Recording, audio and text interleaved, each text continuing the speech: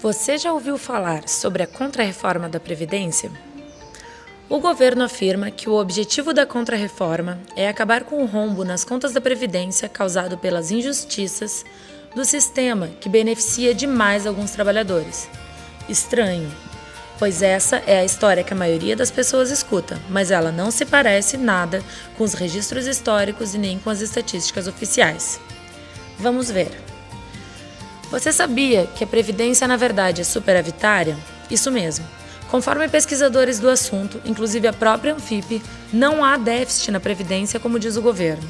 Os números publicizados por eles desconsideram uma série de fontes de receita da Seguridade Social, da qual a Previdência faz parte. Na verdade, a Previdência acumula uma massa gigantesca de dinheiro, de riqueza construída pelos trabalhadores e trabalhadoras, que, se somadas, chegam a um valor mais do que suficiente para manter a aposentadoria e pensão dos brasileiros. A Contra-Reforma vem justamente porque este montante se torna atraente para os capitais, que têm interesse nessa nova possibilidade de lucro. Além disso, o governo tem atacado os recursos da Seguridade Social, não apenas com a reforma da Previdência, mas também com a proposta de reforma tributária, que propõe a retirada de recursos que hoje ajudam a compor o orçamento da Seguridade. Ou seja, beneficia o empresariado e retira ainda mais direitos dos trabalhadores. De que forma os trabalhadores serão afetados se a proposta do governo for aprovada? Quem cumpre os prazos mínimos, 65 anos de idade e 25 anos de contribuição, não ganha aposentadoria de 100% do seu salário, mas apenas 76%. Para chegar aos 100%, é preciso trabalhar mais. Ganha 1 ponto percentual por ano de trabalho adicional. Por exemplo, se contribuiu 30 anos, 5 anos além dos 25 obrigatórios, vai ganhar 5 pontos percentuais e ficar com 81% da média de salário, 76% mais 5. Para ganhar 100%, será preciso contribuir por 49 anos. Professores e outros profissionais que necessitam de formação mais longa e, consequentemente, ingressam no mercado de trabalho mais tarde, poderão atingir tal patamar somente após os 70 anos. A reforma penaliza esses profissionais pelo tempo de qualificação dos mesmos. As mulheres e os trabalhadores do campo serão ainda mais atingidos. Atualmente, o trabalhador rural se aposenta com 55 anos, mulheres, e 60 anos, homens, e precisa comprovar 15 anos de trabalho no campo. O produtor contribui com um percentual sobre a receita bruta da produção.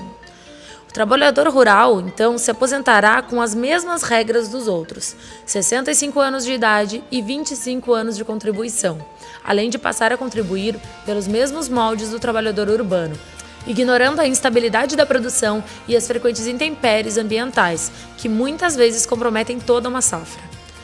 Para as mulheres, a Contra-Reforma quer equiparar a idade de aposentadoria à dos homens, desconsiderando o trabalho extra que realizam em casa.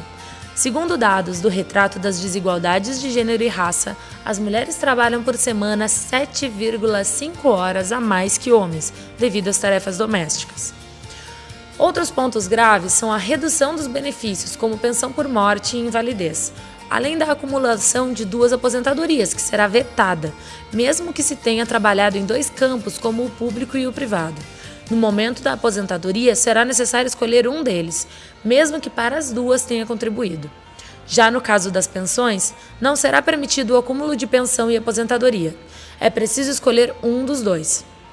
Ela pode ser menor do que o salário mínimo. A pensão deve ser de 50% da aposentadoria do falecido, mais 10% por dependente.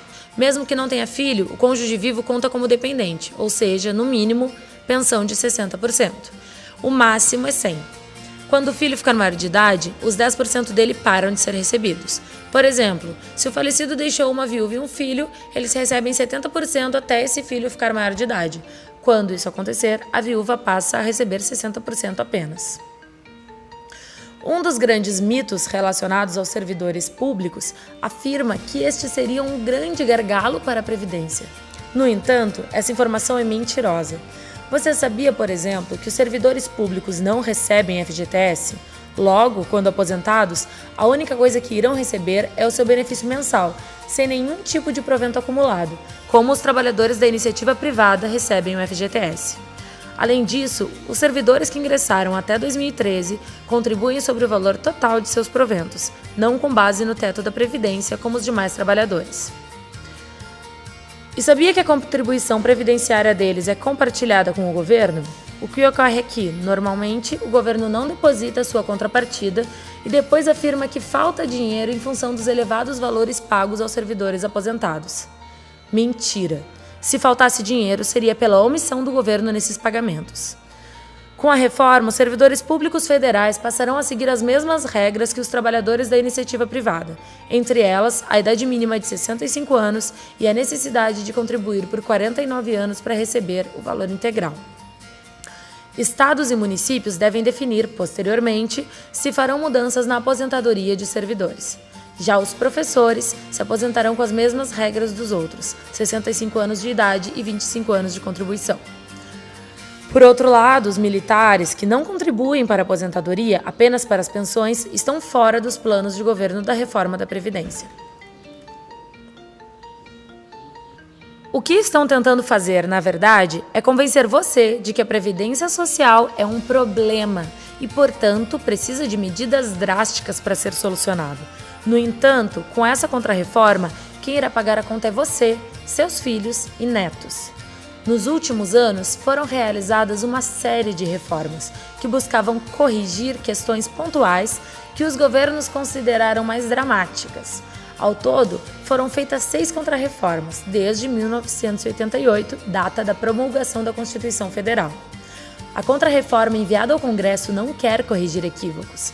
Ela busca acabar com o direito à aposentadoria, deixando trabalhadores e trabalhadoras, assim, nas mãos do sistema financeiro para a contratação de planos de previdência privada.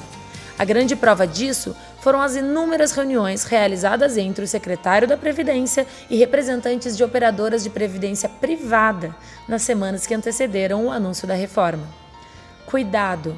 Enquanto o governo perdoa as dívidas previdenciárias dos grandes grupos econômicos, incentivando a sonegação e a inadimplência dos poderosos, apresenta esta proposta indecente aos trabalhadores. Não deixe o governo acabar com seus direitos. Aposentadoria não é benefício, é direito.